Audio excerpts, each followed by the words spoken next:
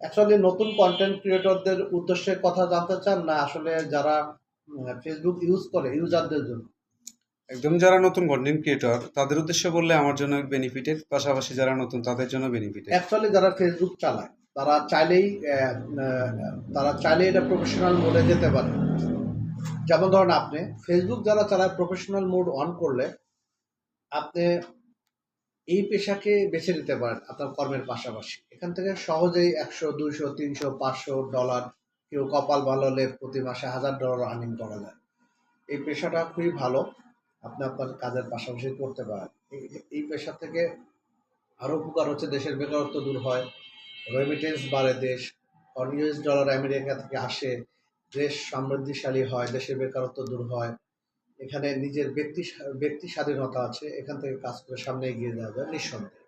জি। তো আমি বলবো নতুনদের জন্য এটি একটা সুন্দর প্ল্যাটফর্ম। ধন্যবাদ সবাইকে।